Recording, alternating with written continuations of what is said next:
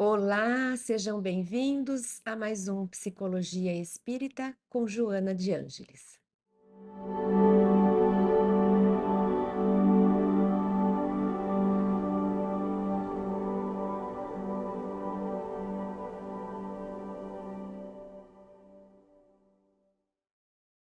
Nessa sexta temporada, nós nos desafiamos a estudar, a refletir, a compartilhar com vocês essas reflexões sobre os vários e diversos transtornos mentais.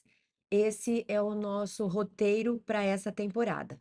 Vamos, em cada encontro, tentar trazer aqui uma das questões que tem nos atormentado.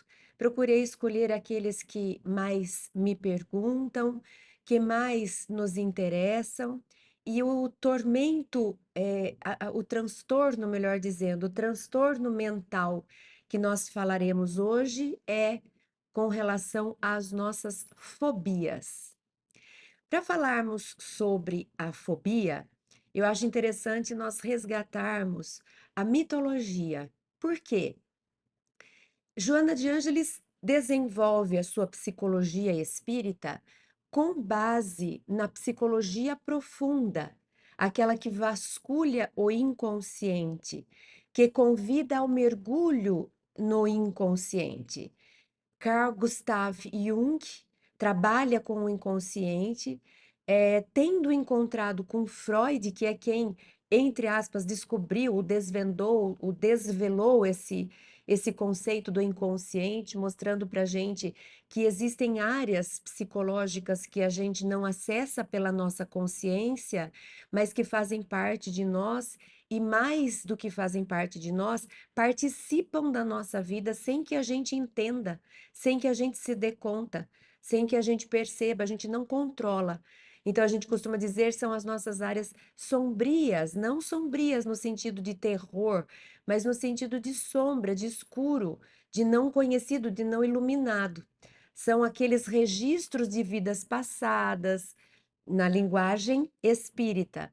Freud dizia a respeito dos conteúdos reprimidos, daquilo que a gente esqueceu ou que a gente escondeu, porque nos amedrontou. E Jung vem na sequência, tirando um certo proveito dos textos de Freud, mas continuando com seus próprios pensamentos, ele amplia e ele traz, além do inconsciente que Freud descreve, ele descreve também, Jung descreve também o inconsciente coletivo, mostrando que a humanidade compartilha de um ambiente comum em termos psíquicos. É como se tivéssemos o conceito das nuvens, né, das clouds hoje, onde nós, em diferentes lugares do mundo, podemos acessar o mesmo arquivo, que é comum a várias pessoas que compartilham. Então, eu posso fazer um upload na rede, na nuvem, na cloud, e alguém lá do outro lado do planeta faz o download do arquivo que eu fiz upload. Então, é um lugar comum em que a gente compartilha. Então, é mais ou menos isso que Jung descreve como esse inconsciente coletivo, um lugar de compartilhamento da própria humanidade. E o Espiritismo vem também explicar, Joana de Ângeles traz que dentro desse inconsciente coletivo estão nossas próprias recordações, ou melhor, registros das vidas anteriores. Elas não dizem respeito a essa personalidade atual, mas são conteúdos nossos, espiritualmente falando.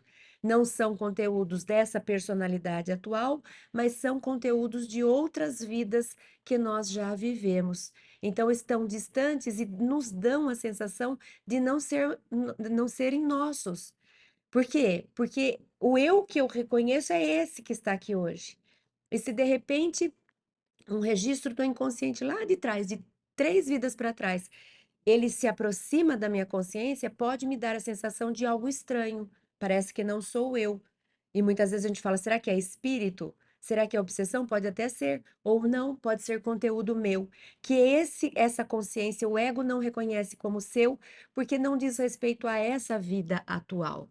Então, para falarmos sobre as fobias e qualquer um dos transtornos mentais, nós vamos sempre mergulhar nesse inconsciente, nesse lugar espiritual, de onde emanam todos os nossos dons, conflitos, talentos, recordações, reminiscências.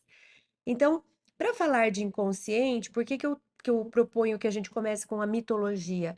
Porque o inconsciente, a linguagem do inconsciente é simbólica, ela não é lógica, ela não é racional.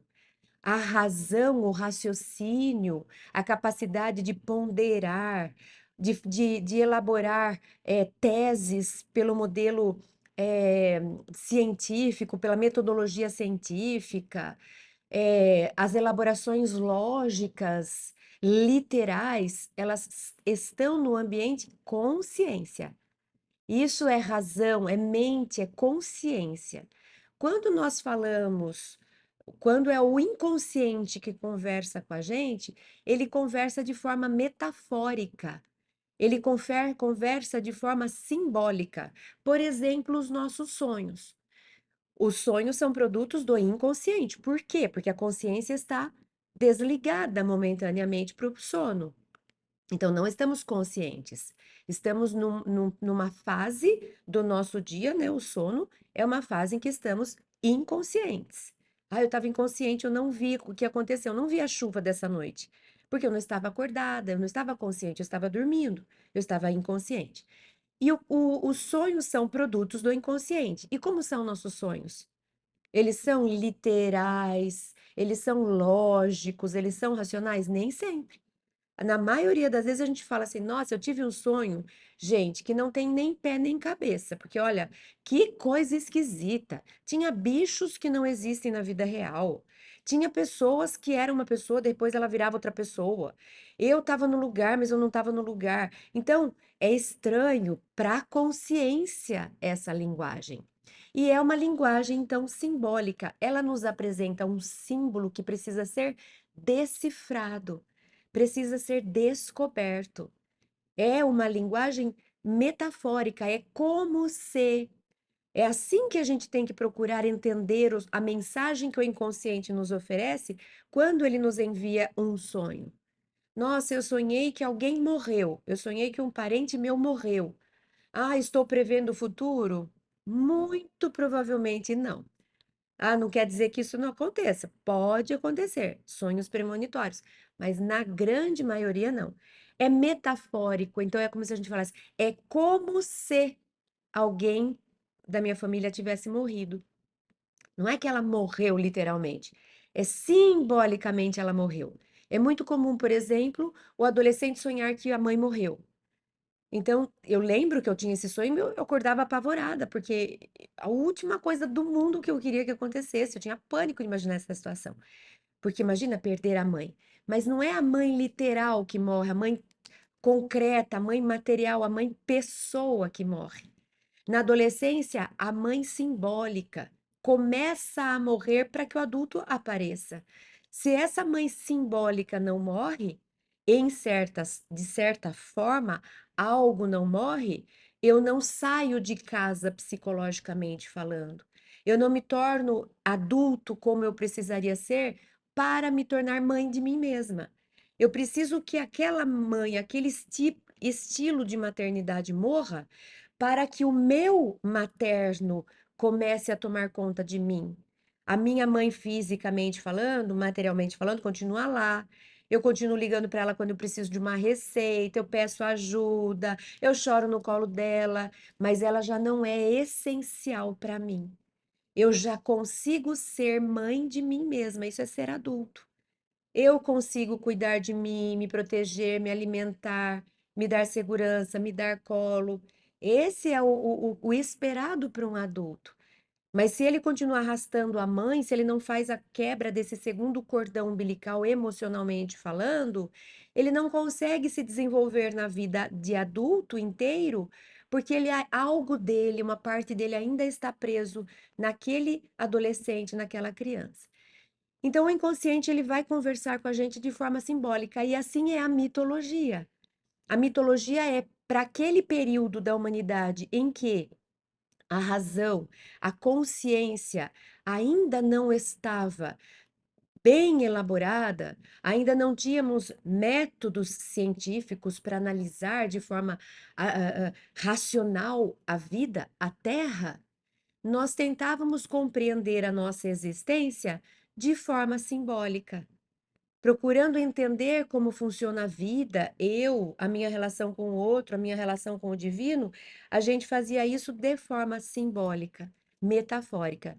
Então, a mitologia nos ajudou a desenvolver nossa psique. Enquanto não tínhamos ainda a razão, ela nos ajudou a desenvolver de forma inconsciente.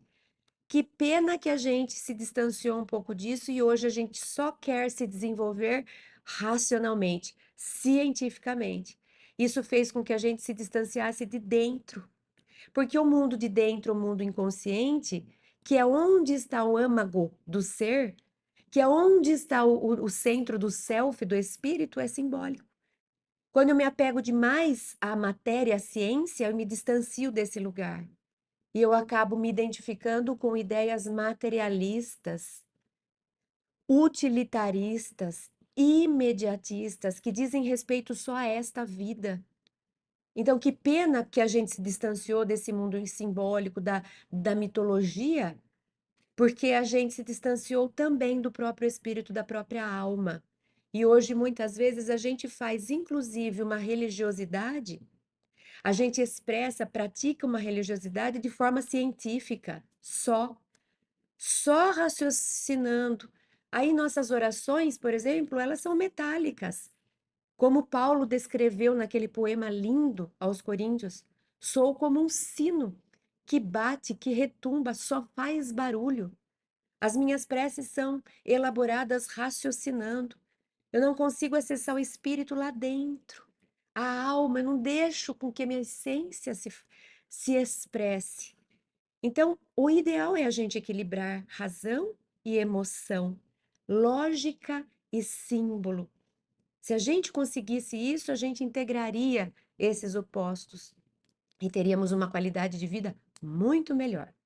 Então, para falarmos sobre a fobia, eu convido para que a gente primeiro mergulhe na mitologia para entender a fobia pelo olhar simbólico, pelo olhar mitológico do inconsciente. Então, para falarmos sobre fobia, nós vamos falar sobre o deus Phobos.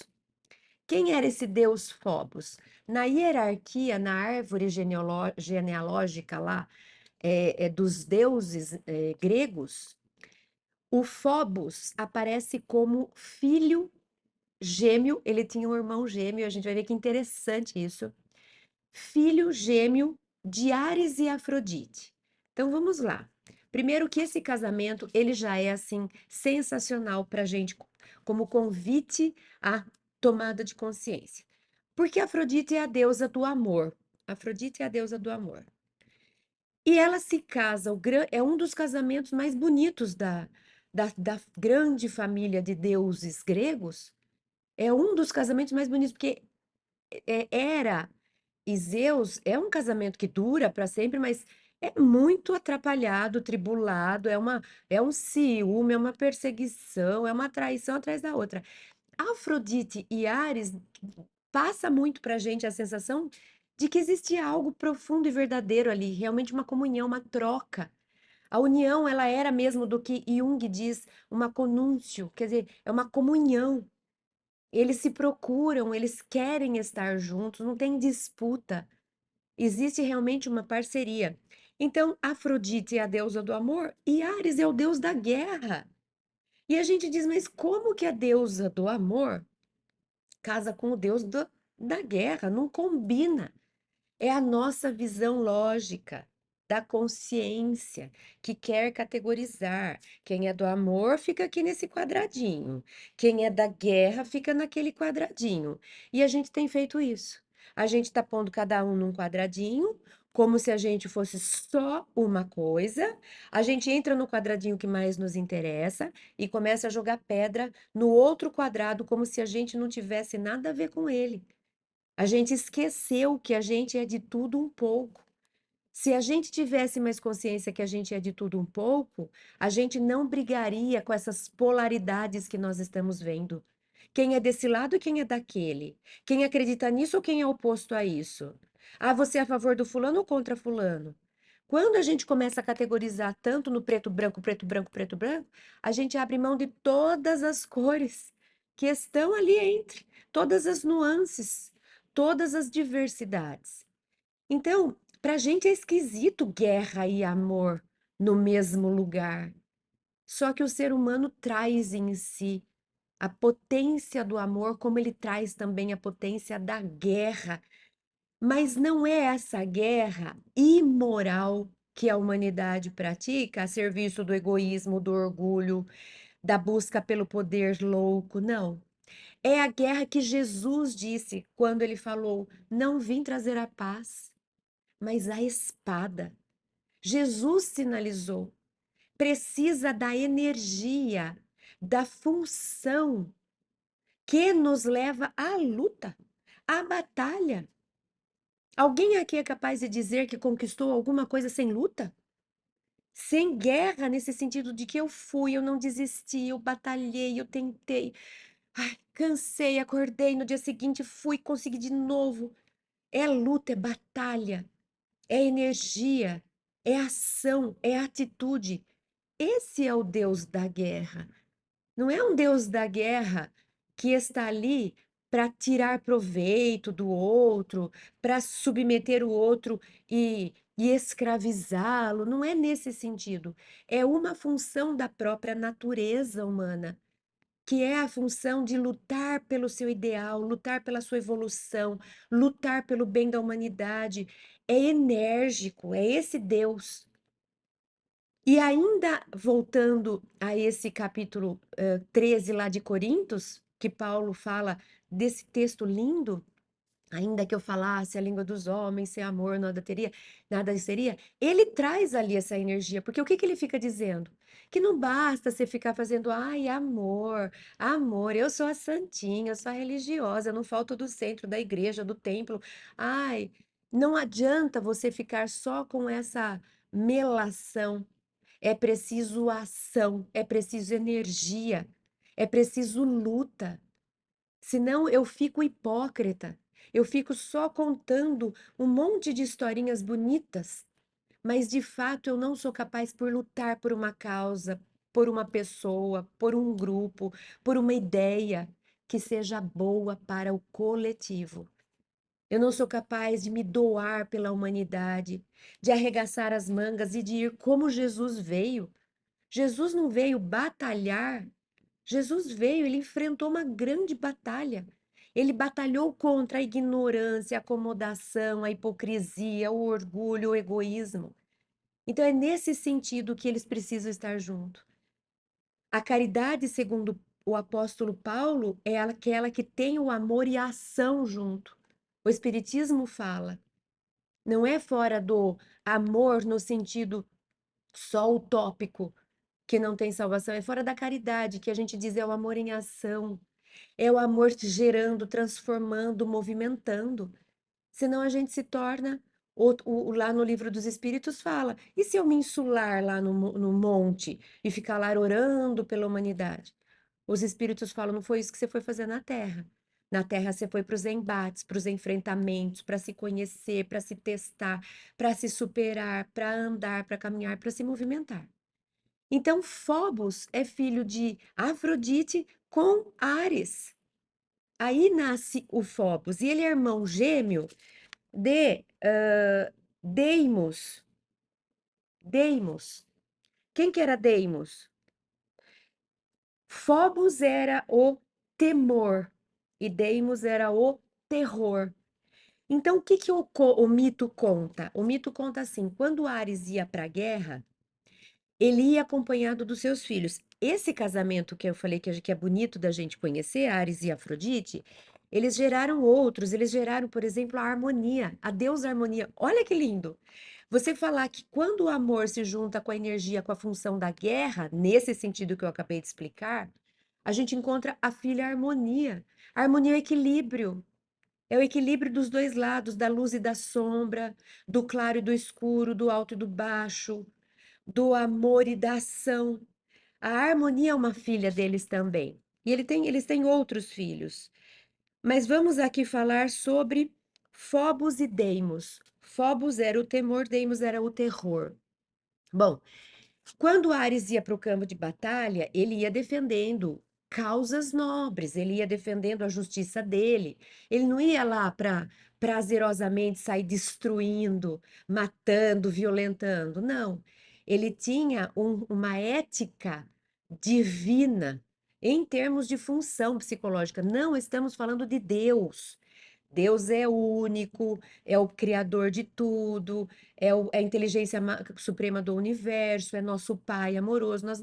Não estamos falando de uma entidade, nós estamos falando, quando nós falamos sobre deuses na mitologia e tentamos trazê-los para nosso entendimento da psique, nós estamos falando em aspectos nossos. Nós estamos falando em funções psicológicas. Então, nós trazemos a Afrodite em nós, porque todos nós temos potência para o amor. Nós trazemos em nós o Ares, porque todos nós temos a energia para sair pela luta. E quando nós conseguimos juntar Afrodite com Ares, nós fazemos brotar em nós um outro deus ou outros deuses. Por exemplo, o deus do terror e do temor. E quando o Ares vai para a batalha, quando ele entra no campo da batalha, ele leva esses dois filhos. E qual que é a função de cada um desses filhos? O temor vai fazer com que Ares seja prudente. Porque quando eu tenho medo, e aí a gente começa a entrar no nosso tema de hoje.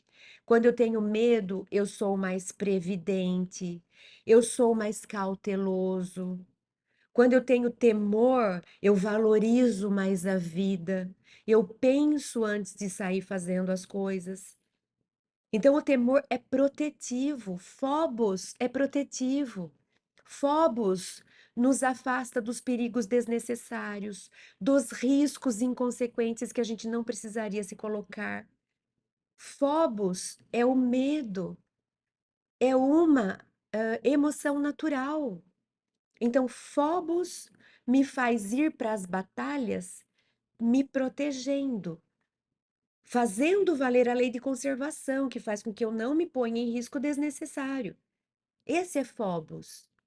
E ao mesmo tempo que Ares usa Phobos para ser previdente, cauteloso, prudente nas batalhas, ele usa Deimos para quê? Para colocar o terror no outro, no inimigo.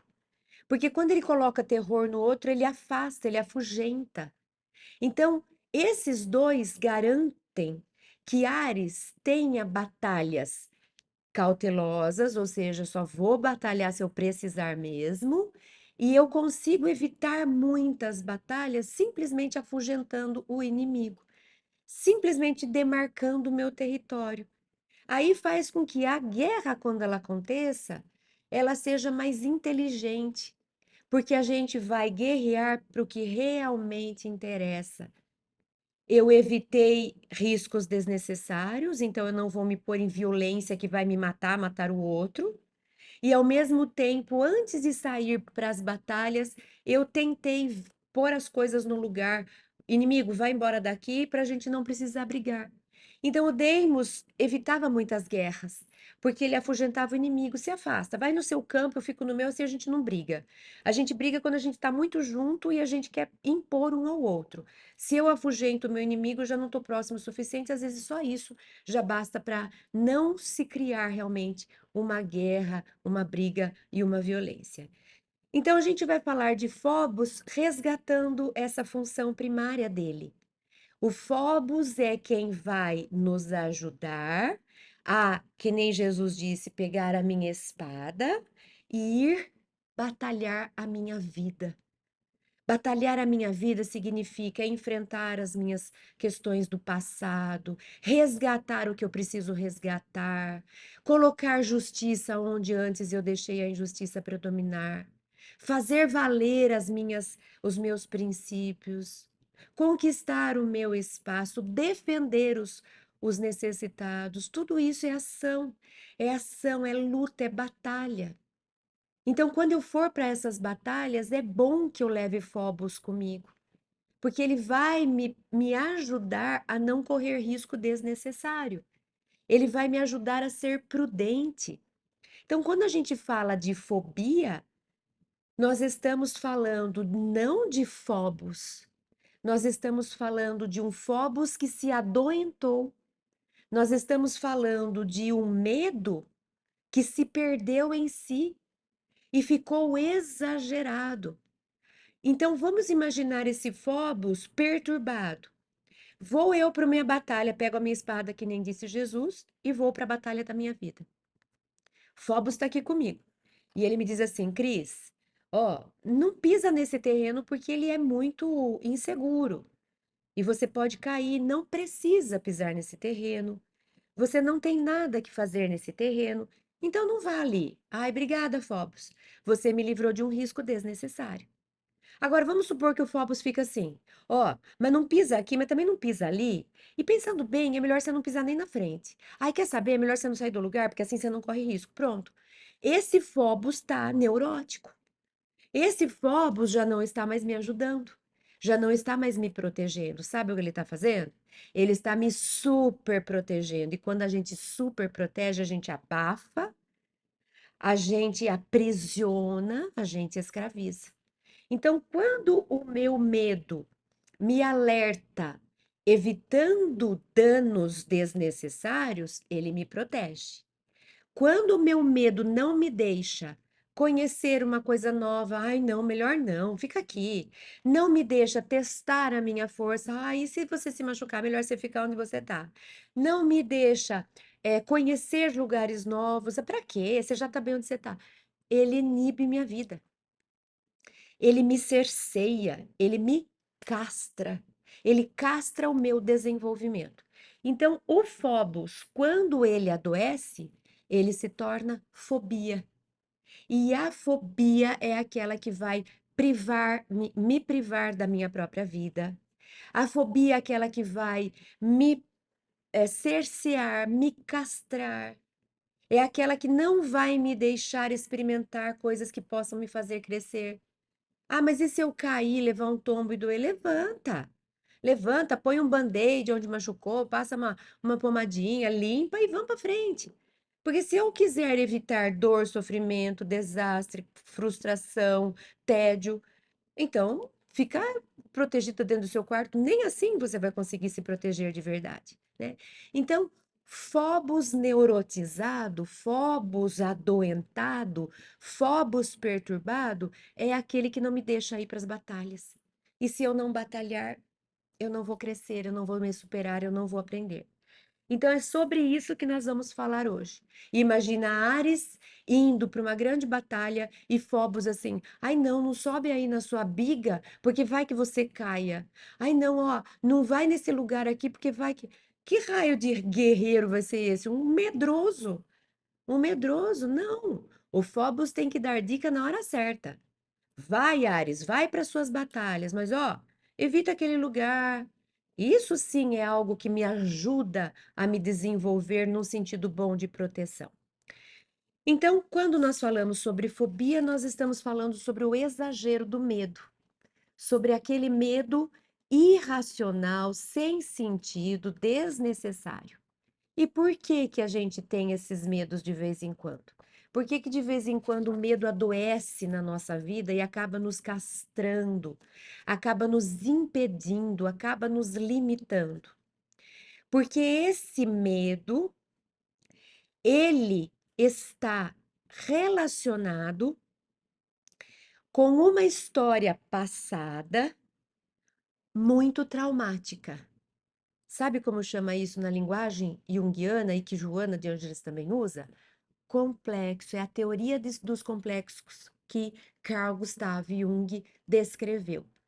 A teoria dos complexos fala de registros do inconsciente, eu não sei que eles estão lá, vivos com alta carga emocional, vivos e que, dependendo do que eu viva no meu dia a dia, Eles são acionados, estimulados, a gente costuma dizer, eles constelam, eles criam vida e irrompem na nossa consciência.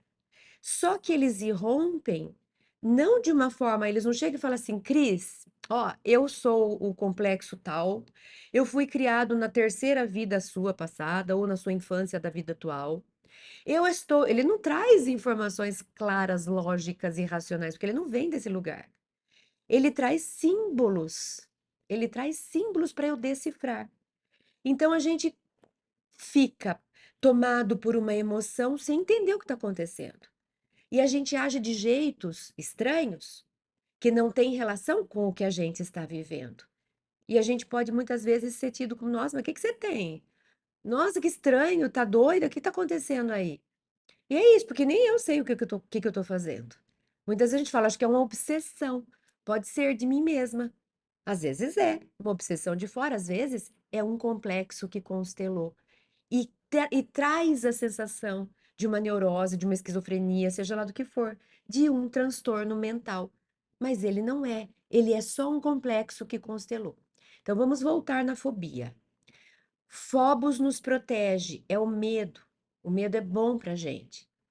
Quando esse medo está relacionado com alguma história do meu passado que eu já nem lembro, que pode até nem ser dessa vida, e ele ficou armazenado com aquela tensão que eu tive, isso virou o que a gente chama na nossa linguagem de trauma. Ah, eu tenho um trauma com isso, né? Às vezes eu não sei. O trauma mesmo desse inconsciente, eu nem sei que eu tenho. Eu só vejo o fenômeno dele, eu só vejo ele se manifestando em mim. Mas eu não sei porque eu tenho, de onde eu tenho, desde quando eu tenho, porque eu não sei explicar dele, porque ele é inconsciente para mim. Então, vou criar aqui um exemplo bem simplório, que vocês me permitam, só para efeito de estudo, não é regra, não é lei, só para a gente entender o que eu estou querendo explicar, que com exemplo talvez facilite. Vamos supor que eu sou uma criancinha, eu tenho 2 aninhos e, sei lá, o meu irmãozinho mais velho resolve me pregar uma peça. Eu estou lá com 2 aninhos, sentado no tapete da sala, brincando com minhas coisinhas. E o meu irmãozinho vem por trás e ele adora, por exemplo, bichinhos. Ele tem lá os seus 6 aninhos, ele não tem medo dos bichinhos. Ele acabou de capturar no jardim uma aranha que é, que não é, ahn, fugiu as palavras, né? Perigosa, não tem veneno, enfim. Ele tá lá com a aranha e ele brinca com a aranha, ele gosta da aranha, seja lá o que for. E daí ele chega e joga a aranha na minha frente. Eu que não sei de nada, não entendo de nada, não tenho consciência, tenho 2 anos, vejo aquele bicho, eu faço uma história a respeito. Eu crio uma história. Esse medo não vai ser um medo ok, vai ser um medo exagerado. E aí eu junto tudo isso numa história. Aranha, bicho, peludo, preto, susto, eu estava desatenta, medo, medo, medo. Eu crio toda uma história, encapsulo ela. Isso vira um registro. Aí pode ser que lá na frente, se alguém, sei lá, alguém vier com uma brincadeira comigo, nem é um bicho de verdade, mas algo em mim fizer referência àquela situação, de alguma forma eu percebi certa similaridade, pode ser que eu reviva aquela emoção de quando eu era criança. E eu sinta tudo de novo, eu não sei por quê, porque 2 anos eu nem lembro do que aconteceu. E eu vivo tudo de novo e me dá pânico e eu fico com fobia, meu Deus do céu, tira. Não posso nada que seja fofinho e preto. Sim, o que, que tem isso a ver com. Porque se for branco, tudo bem, se for laranja, tudo bem, pode. Mas se for fofinho e preto, não tem sentido lógico e racional. É porque a minha associação, quem fez fui eu. Eu associei o negócio gordinho e fofinho, seja lá eu preto, eu é que associei. Agora isso existe em mim e eu não sei exatamente de onde vem. Só que vem carregado daquela emoção, que era um terror. Então hoje, quando eu estou frente a alguma coisa que tenha pareça com isso, eu revivo aquela emoção e eu não sei controlar, porque eu não sei de onde ela vem, eu não sei por que que ela vem, ela brota. Então, quando a gente vai falar de fobia, a gente vai falar de complexo. É mais ou menos a mesma coisa. Isso que eu acabei de descrever, Tanto pode ser um complexo, quanto pode ser uma fobia. A fobia é um tipo de complexo. Então, a fobia é um registro que me descontrola em termos de medo, que passa do limite, é um exagero, e que tem relação com a experiência passada. Na psicologia da Terra, nós vamos investigar o inconsciente pessoal desta vida. Qual é a grande questão que Joana de Ângeles nos traz? Ela traz que essa experiência traumática, que hoje se expressa no símbolo de uma fobia, muito provavelmente tem a ver com alguma experiência do passado, e que foi alguma experiência traumática para a gente. E ela fala, inclusive, que são experiências que muitas vezes têm relação com culpa nossa. São muitas vezes situações em que a gente se arrependeu do que fez, estava numa situação em que não gostou da escolha que fez. Então, ela vai trazer esse viés de que muitas vezes a fobia mesmo de hoje, tem relação com vidas passadas. Eu exagerei na minha explicação inicial hoje, ainda não trouxe os textos, mas também hoje nós vamos usar apenas 2 livros. Por quê? Porque esses 2 livros, se vocês têm interesse, vocês leiam o capítulo inteiro, porque ela detalhou o capítulo. Ela escreveu especificamente sobre fobias, tanto no livro Triunfo Pessoal, capítulo 8, quanto no livro Conflitos Existenciais, capítulo 17. Ela traz um texto longo a respeito. Vamos começar com o Triunfo Pessoal, capítulo 8. Capítulo 8, Triunfo Pessoal. Joana diz: entre as perturbações desencadeadas pela ansiedade, destacam-se, invariavelmente, as fobias, que se tratam de um medo irracional de determinado objeto, situação ou circunstância. Irracional quer dizer não é da consciência. É o medo que eu não sei explicar porque eu tenho. Ah, eu tenho medo de altura, tenho fobia de altura, que é diferente de ter medo de altura. O medo é controlável, a fobia é incontrolável. Eu tenho fobia de altura, ou seja, eu não posso estar numa situação em que eu esteja num lugar alto. Não posso porque eu surto, eu entro em pânico, eu tenho reação fisiológica, isso é a fobia. Então, é irracional. Por que que é irracional? Porque ela vem, a origem é do inconsciente. O inconsciente é irracional, consciência que é racional. Então, já mostra que o registro que desencadeou isso está no inconsciente. Ela continua. Em face da variedade de objetos e circunstâncias que a desencadeiam, passaram a constituir um capítulo denominado como de fobias específicas. Então, lá para a psiquiatria, são transtornos descritos especificamente. Aí ela dá alguns exemplos. A que se refere às alturas, né, que eu acabei de falar, tenho fobia de altura, se chama acrofobia. De recintos fechados, não posso ficar no lugar, por exemplo, elevador, né? Não posso. Claustrofobia. Fobia de multidões, não posso lugar que tenha muita gente, começo a passar mal, me dá ansiedade. Octofo... Oquilofobia. Difíceis esses nomes, né, gente? Fobia de gatos, por exemplo, não sabia nem que existia. Ailurofobia. Fobia de micróbios, bacilofobia. Então, tem fobias de todos os tipos. Eu, compartilhando uma questão pessoal, quando fiz o estudo da série psicológica aqui na minha cidade, no nosso grupo de estudos de Joana de Ângeles, e que eu mergulhei nesse estudo da fobia, isso há anos e anos e anos atrás, eu descobri uma fobia que eu não sabia que eu tinha, que se chama tripofobia. É uma fobia, é como se fosse uma forma geométrica. Tenta imaginar o casulo da abelha, que é geometricamente um monte de buraquinhos. Ou pode ser, às vezes, tem pessoas que têm tripofobia, por exemplo, e não conseguem olhar para uma árvore carregada de jabuticabas, aquele monte de pontinho.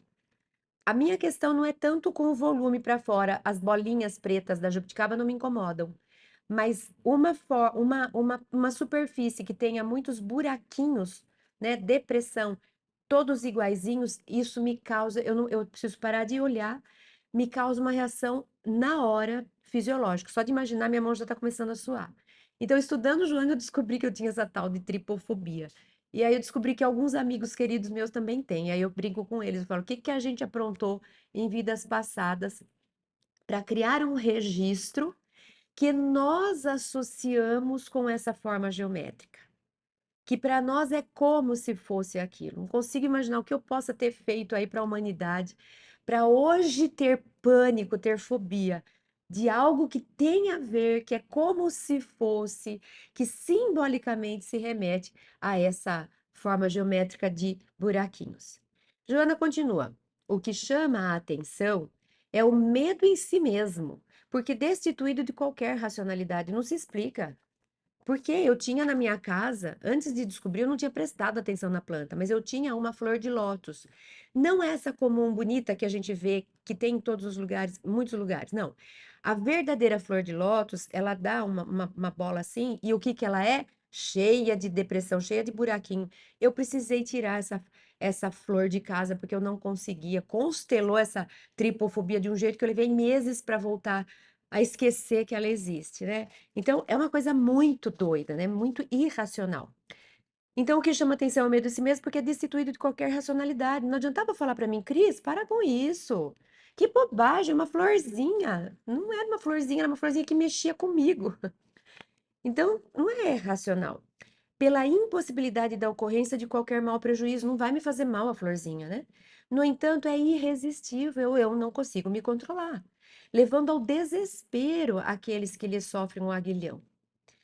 Em face dessa irracionalidade, o paciente está preocupado com algo. Ele fica sempre, ai, mas será que tem um lugar alto? Ai, mas será que eu vou entrar e aí é um lugar muito fechado? Ai, mas será que vai ter gato nesse lugar? Ai, mas será que vai ter muita gente? Ele sofre antes, né? Ele sofre com antecipação, com algo que lhe aconteça ou infelicite, gerando-lhe dissabor, sofrimento, mesmo que todas as análises dos fatos demonstrem a total impossibilidade de socorrer. Então, ela é fobia e ela é tormento, ela é é um trauma, ela é ruim. Por quê? Por que que ela é pra gente um transtorno? Porque ela dificulta a nossa vida, ela rouba a nossa vida, ela nos escraviza, ela atrapalha a nossa funcionalidade, o nosso desenvolvimento. Então, por exemplo, eu digo assim, alguém diz assim pra mim: "Ah, vamos em tal lugar, vai ter uma palestra de uma pessoa que eu sei que você vai gostar. Ai, eu tô doida pra ir. Ai, vai ter tanta gente". Pronto. Vai ter tanta gente? Quanta gente? Ah, vai ter mais de 1.000 pessoas. Ah, não consigo. Lugar com 1.000 pessoas, não consigo. Ou seja, eu fui convidada, eu estava com vontade de ir, ia me fazer bem, eu ia aprender, eu ia me realizar, e a fobia me sequestrou. A fobia me impediu. Ela atrapalha o meu desenvolvimento, a minha fluidez. Eu não fluo. Porque a hora que eu tô indo, a fobia me sequestra, a fobia me interrompe, a fobia me castra. Então, por isso que ela é ruim, prejudicial. Embora existam outras teorias para explicarem as fobias, como a teoria da prontidão, não conheço, sempre surgem críticas em razão dos casos que se deslocam das matrizes iniciais, os traumas, aquele que eu estou falando, esses complexos, as experiências passadas. No caso, e aí ela vai dizer, ela está explicando essa teoria da prontidão, já lembrei.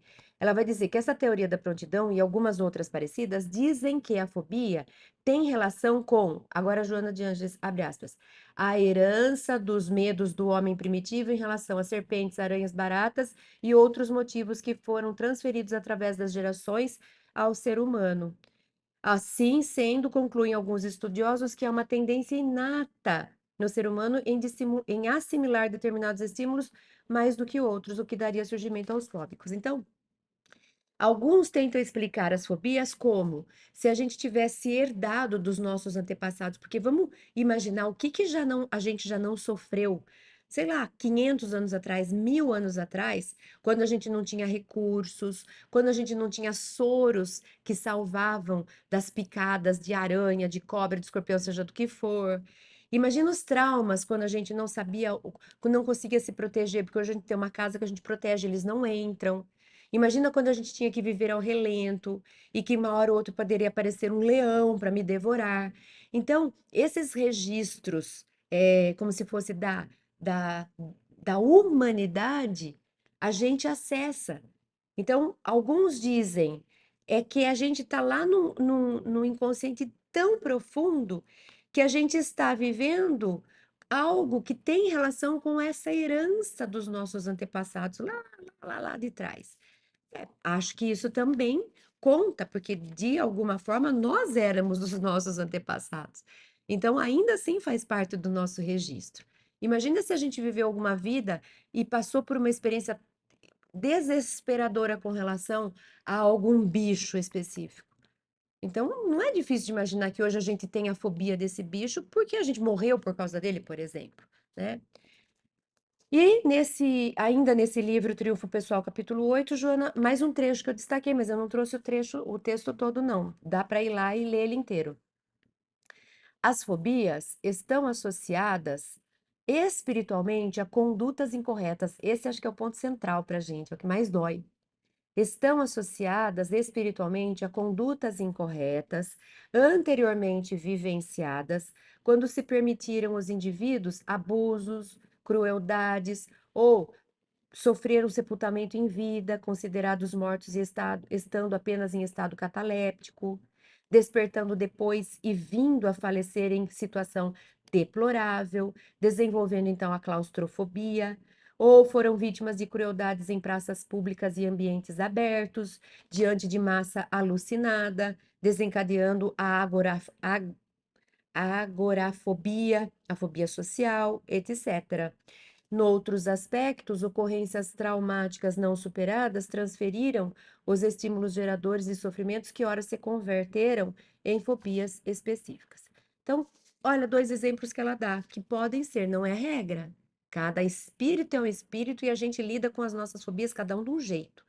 A gente cria fobias ou registros no inconsciente, cada um de um jeito. Mas ela deu dois exemplos para ilustrar.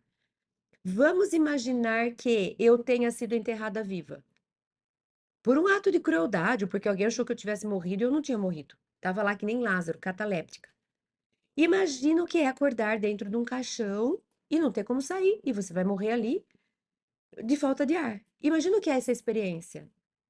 Aí a gente vem numa próxima vida e tem, quando você está num lugar fechado, é como se você estivesse revivendo, tá vendo? Aquela experiência se constela e eu vivo hoje como se eu estivesse revivendo aquela. Aí alguém diz, Cris, tá tudo bem, ó, a gente pode sair, não tá trancado. Não adianta. Não adianta, porque a minha emoção é aquela daquele dia que não estava tudo bem. E que eu morri dentro de um caixão. Ou eu posso ter feito o contrário. Eu posso ter enterrado gente viva e depois em espírito caiu minha ficha e eu me arrependi do que eu fiz. E eu posso ter gerado agora, então, naquela ocasião, que eu me dei conta do que eu fiz, da crueldade que eu pratiquei, eu posso ter gerado um registro de arrependimento do que eu fiz. E eu tenho medo de passar por aquilo, por exemplo. Não porque eu passei, mas porque eu fiz passar. Então, tanto um quanto o outro. A mesma coisa, vamos supor que eu tivesse infringido, como um governante, crueldades para as pessoas em praças públicas. Vamos imaginar o que nós fizemos com Jesus em praça pública. Se eu tivesse sido responsável por aquilo que eu fiz, talvez eu tivesse desenvolvido uma baita fobia de estar em lugares públicos, principalmente quando tem algum tipo de debate, isso me dá fobia. Por quê? Porque da última vez que eu passei por isso, eu me dei muito mal, né? Ou o contrário, ou eu fui um que foi vitimizado em praça pública, seja justamente, injustamente, enfim. Seja injustamente nunca é, porque eu nunca passo por aquilo que eu não deveria passar pela lei divina, mas aquela experiência para mim pode ter sido traumática. Então eu não gosto de estar em lugar que as pessoas ficam olhando para mim, porque da última vez que isso aconteceu foi horrível. Então, a Joana vai trazer essas relações, ou seja, a fobia que eu tenho hoje, ela simboliza uma experiência traumática no passado e que me deu esse desespero, esse baita medo. E vamos, porque eu estou atrasada, agora para o Conflitos Existenciais, capítulo 17. Eu trouxe também alguns trechos, e a gente vai ver que mais ou menos ela passa pelo mesmo caminho, né? Os transtornos fóbicos ou medos exagerados constituem sintomas neuróticos compulsivos, né? Automáticos, nos quais surgem esses pavores destituídos de motivos reais em relação a determinados objetos ou situações, encarregando-se de restringir ou perturbar o comportamento. Tá vendo? É fobia porque restringe meu comportamento, é fobia porque perturba meu comportamento. Se não perturba e não restringe, não é fobia, é só medo. Eu tenho medo, mas eu encaro. Eu tenho medo, mas eu enfrento, então não é fobia. Certamente agem como fatores causais ou desdobramentos das fixações, os registros, em vivências reais já experimentadas, quais a que diz respeito à angústia no peito. Então, em algum momento eu tive aquele desespero, aquele criou um trauma. Esse trauma pode voltar e pode voltar de uma forma que não me impede de viver, então é só um medo, ou pode me impedir de viver, de me desenvolver, e acaba sendo um transtorno, uma fobia. Noutras circunstâncias, pode decorrer de medos infantis não superados, que nem o exemplo que eu dei lá de um irmãozinho brincando com o outro e tendo gerado um trauma, né? Em relação a roedores, aracnídeos, a répteis ou a escuridão com seus fantasmas. Então, a gente tem que respeitar muito a criança, tem que acolher. A gente não tem que julgar o medo da criança, nem o nosso. Se a criança fala assim, eu tenho medo porque tem um bicho-papão no meu quarto, não adianta falar para ela, não existe, fecha a porta, vai embora e você aprenda a superar. Não, acolhe, acolhe, faz com que ela se sinta segura, converse a respeito. Olha, não tem, mas independente de qualquer coisa, papai e mamãe estão sempre aqui. Você vai estar sempre protegido. Se você precisar de ajuda, nós vamos acolha, acalma, agasalha. É assim a gente não cria um trauma. Agora, imagina que a criança fala: Ah, eu tô com medo do bicho-papão. Isso não existe. É, você já não é mais bebê. Enfrente aí, vai embora. Aí a gente gera realmente um trauma, porque ele não vai conseguir lidar com a emoção que ele está sentindo. Ela não é racional, senão eu escolheria. Ah, eu acho que agora eu quero ficar alegre. Ninguém ia escolher ficar com raiva, ficar triste. Ela é irracional, ela vem do inconsciente. Então não adianta falar para a criança não tenha medo. Se fosse assim fácil, ninguém teria. Porque quem ia querer ter medo, sendo que ele poderia escolher não ter, né? Do ponto de vista psicanalítico, decorre de um perigo interno, pulsional ou medo da explosão da pulsão e sua planificação no objeto que se fixa. Trata-se de uma atitude de deslocamento da pulsão do objeto originário para um outro ou de qualquer situação que o substitua. Esse aqui é mais ou menos o que a gente está falando, mas ela trouxe uma linguagem teórica da psicanálise, né? Eu lembrei daquele exemplo clássico do caso de Hans, do pequeno Hans, que Freud descreve. O pequeno Hans desenvolveu uma fobia por cavalos e Freud explicou como deslocamento. Ele não tinha fobia do cavalo que caía, do cavalo que não sei o que o cavalo fazia. Ele tinha fobia de algo relacionado com o pai dele. E aí tinha a ver com a irmãzinha que nasceu, tinha a ver com o fato dele ter pipi e a irmãzinha não ter pipi. É um caso que não dá tempo aqui de explorar. Mas Freud explicou um caso de deslocamento quando ele conta o pequeno Hans, lá, o conto do pequeno Hans. Ele tinha fobia de cavalo, mas na verdade era um deslocamento. A fobia não era do cavalo, era do que o cavalo simbolizava, como se ele tivesse projetado o pai no cavalo. Então, não era do cavalo, mas era do que o cavalo significava para ele naquela questão, da associação que ele fez. Então, é isso que ele está dizendo, que a gente desloca. E é isso. Eu não tenho medo daquilo, eu tenho medo da situação que aquilo simboliza para mim internamente. Como decorrência da teoria da aprendizagem, qualquer forma, objeto, situação pode transformar-se em fator de medo, dando lugar a inumeráveis estados fóbicos, cujos nomes correspondem àqueles mecanismos pulsionais que geram. Ah, ela vai citar, por exemplo, claustrofobia, e ela vai citar aquilo que a gente já falou. Fobia de gato, de animais, de luz solar, fotofobia, a qualquer tipo de animal, zoofobia, necrofobia, que é fobia a cadáveres, tem fobia para dar e vender, né? Aí ela continua: aprofundando-se, porém, a sonda investigativa em torno da psicogênese, da origem, né, dos transtornos fóbicos, encontrar-se-ão no espírito os fatores causais. Tudo vem de lá, né?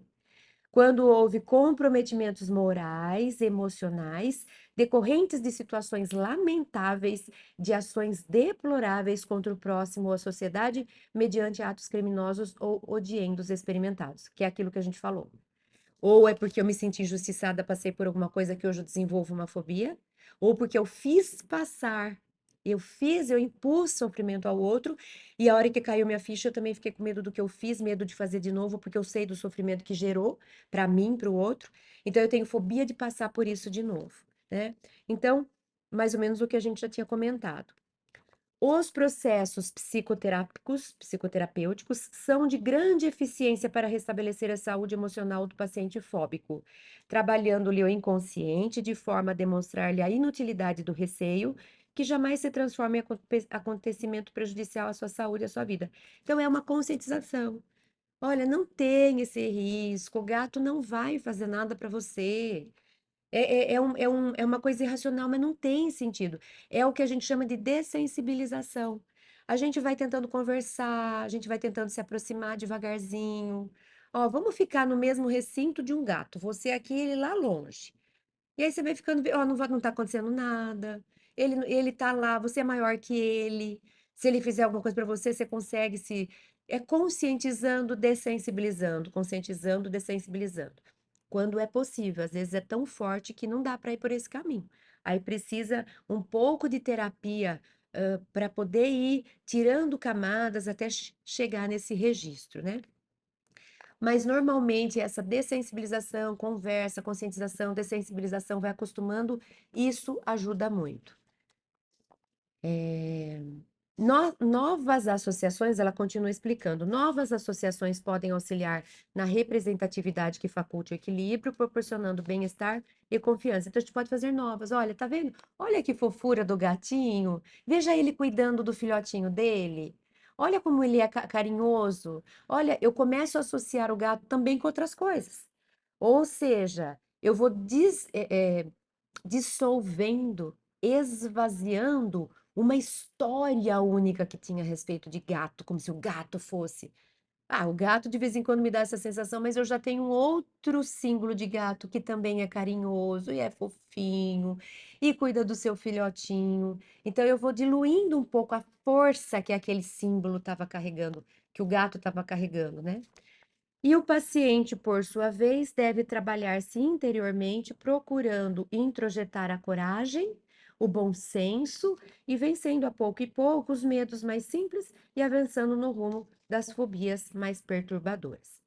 Então, que a gente se procure se regular, a autorregulação. Vai se aproximando, vai conversando, vai procurando, vai entendendo entender, vai tentando entender o que que esse símbolo está tentando me trazer, por que que eu tenho medo disso, do que será que deve ser. É sempre uma carta do inconsciente, é uma carta enigmática. O inconsciente nos oferece para que a gente consiga saber mais da gente mesmo. Então, ele nos oferece sonho, ele nos oferece complexo, ele nos oferece transtornos, sempre dando dicas de que a gente carrega no inconsciente para que a gente possa mergulhar e se conhecer um pouco mais em direção da reforma íntima e do desenvolvimento espiritual. Desculpe de ter avançado hoje e até a próxima semana, se Deus quiser. E se tiverem perguntas, deixa para mim, que a gente oportunamente vai falar a respeito. Um beijo para vocês.